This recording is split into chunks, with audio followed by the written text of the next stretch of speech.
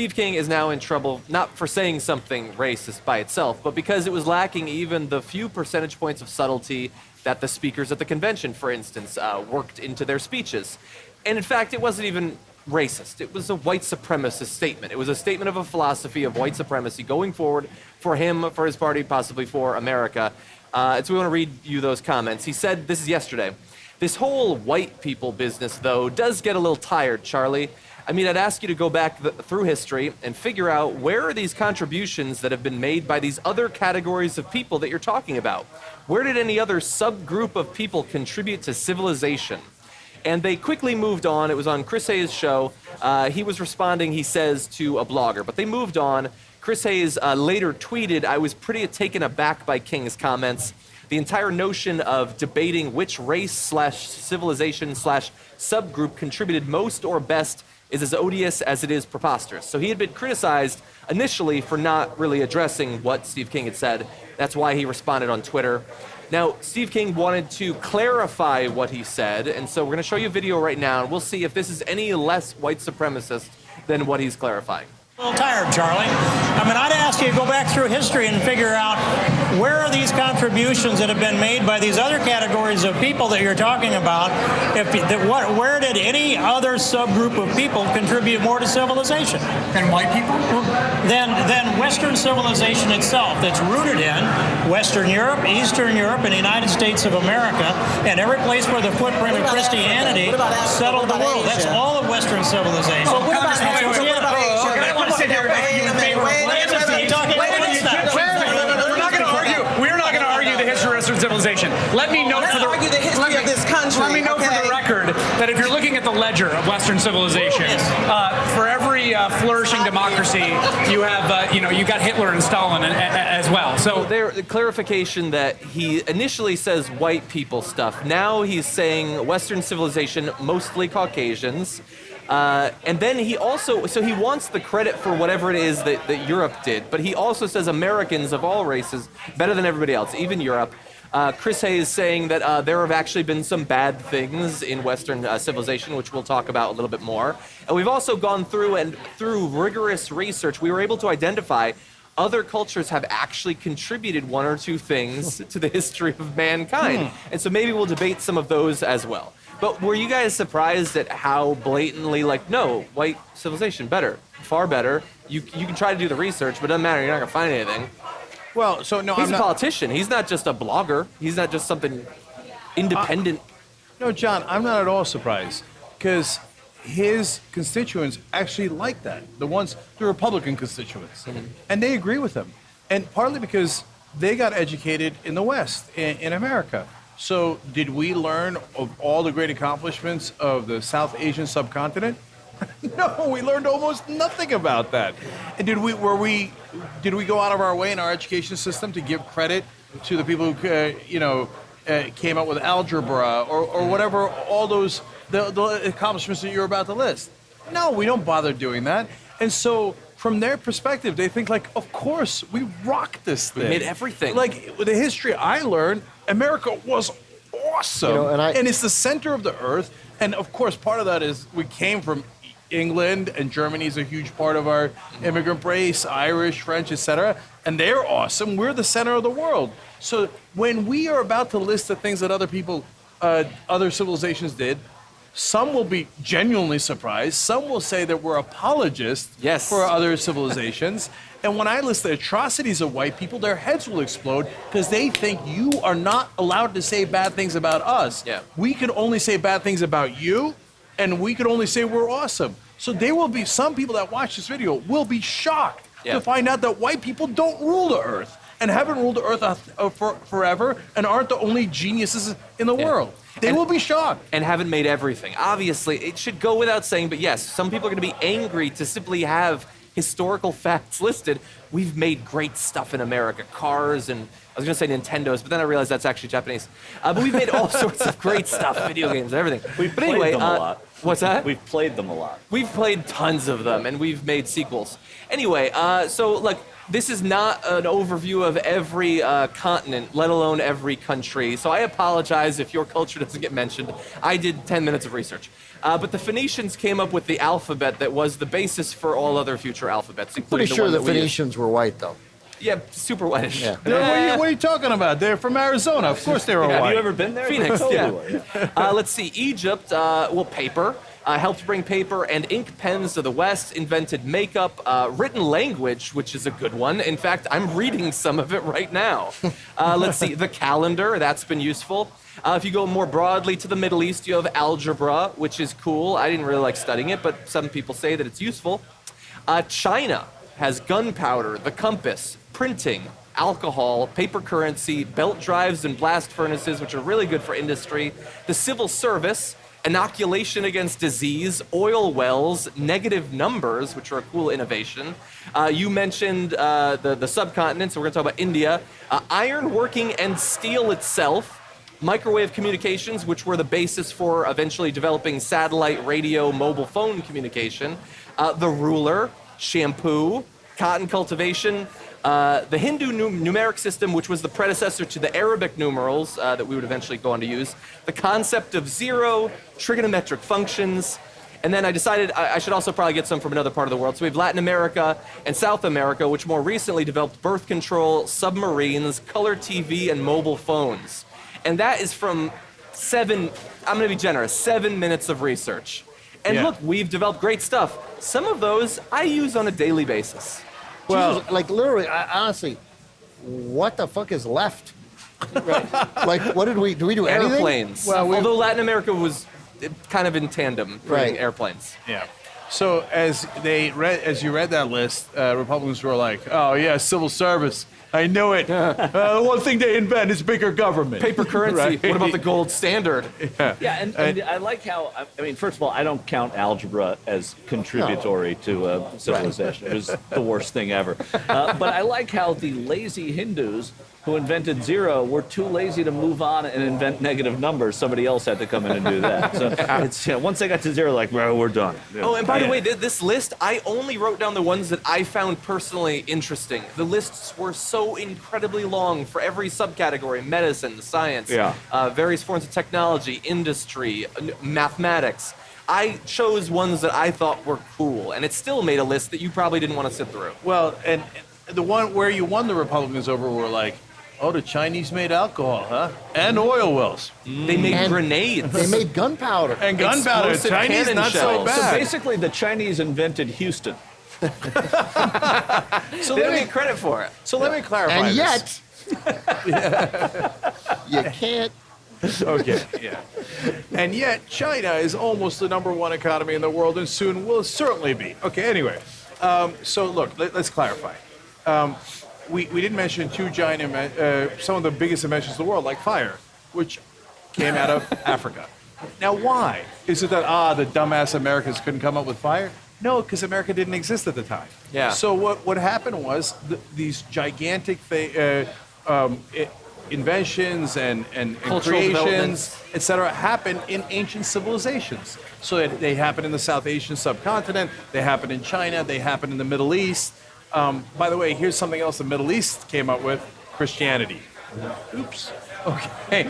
So it depends on what you call white, but that's a pretty interesting invention that Also I think Judaism. that you guys like. I got news for you. Unless you think the Mormons are right, they didn't come from Missouri.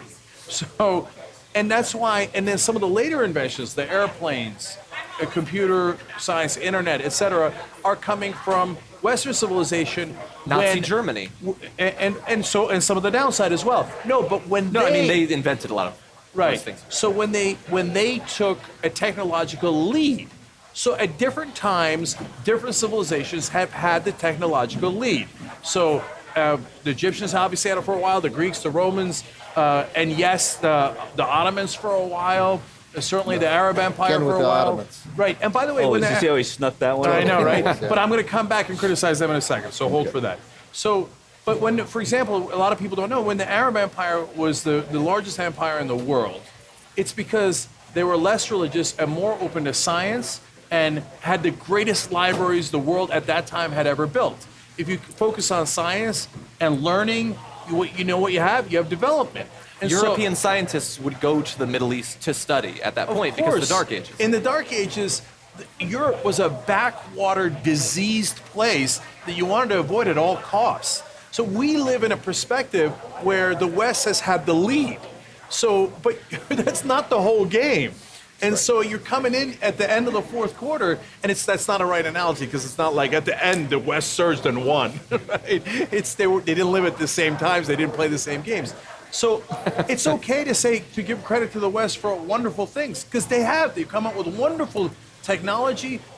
Secularism rose out of largely the United States of America and France. Constitutional and democracy. The first secular country in the history of the world was the United States of America. Now, look, there was other areas that had dipped their toe in that water, and secular is different than democracy, and obviously democracy in not just Greece but in many parts of the world.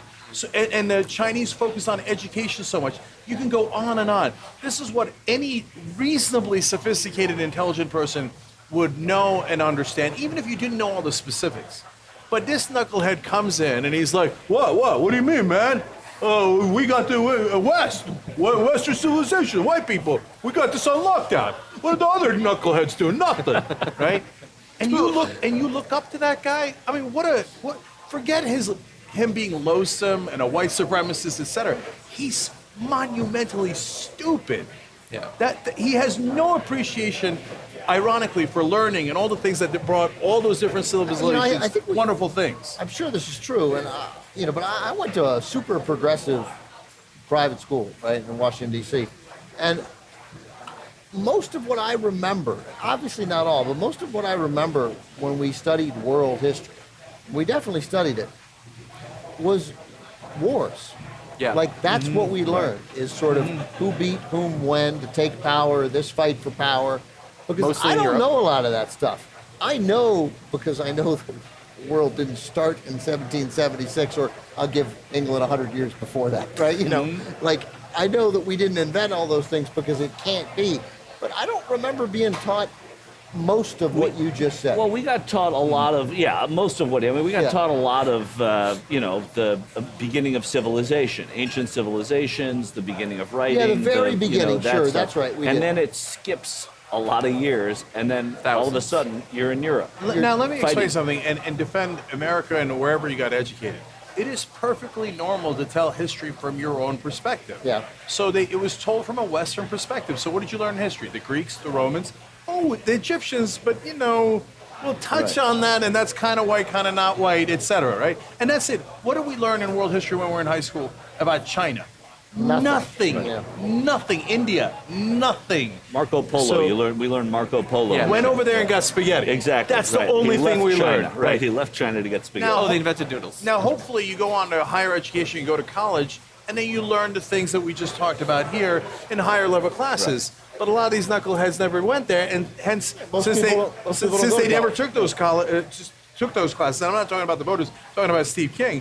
Since he never took those classes and never learned those things, he thinks they don't exist. Yeah. That's how dumb he is. Yeah. So just because I never took advanced physics doesn't mean that I don't think advanced physics exists. That's right. Right? But Steve King thinks that. So now let's talk for one quick second about the downside of Western civilization. So they talk about the upside, but there's a downside too. Now this is where people get really mad.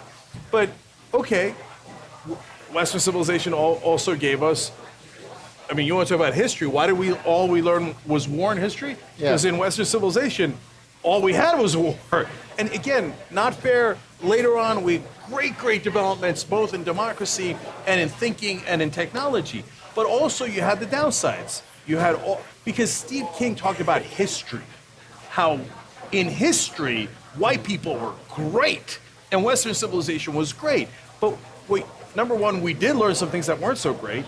And now, go ahead, hey, your heads can explode. He talked about history. That's why I'm talking about history.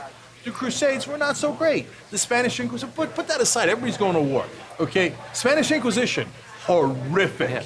I mean, one of the worst things we have ever seen in human history. And then the colonial conquest of both North America and South America. The genocide of native peoples, horrific. yeah. The slavery, horrific. Holocaust, horrific. I talked to an Orthodox Jew here at the RNC, and yesterday he said something great to me in bed. He's like, Judeo-Christian heritage. He's like, when did that become popular? I don't remember when they were doing the Holocaust about Judeo-Christian heritage. That's not my recollection. And honestly, I didn't know this. He said that in the Crusades, the Jews and the Muslims fought together against the Christian Crusaders, and that the Jews had helped Saladin defend Jerusalem. So when you look into it, yeah, of course, every culture has its upsides and every culture has its downsides. Because white people did the Holocaust doesn't mean white people are monsters. But you can't have this rose-colored glasses about like, no, my culture is awesome. And there's nothing bad about it, and it's wonderful, and in fact, it's only good culture. And I tell you all that because it reminds me of the propaganda I was taught when I was a Turkish kid. Right, yeah, it's a good point. And yeah. Cenk, you're forgetting. I mean, you're saying you're avoiding the label of radical white people. So you got to say it as You it got to is. define it. You got to define it. Yeah. Okay, so when I was a kid in Turkey, you know what they taught us? Turkey's the best. And in fact, there was literally a chant when we were Turkish Americans. Turkey is the biggest. There's no other country that's even big.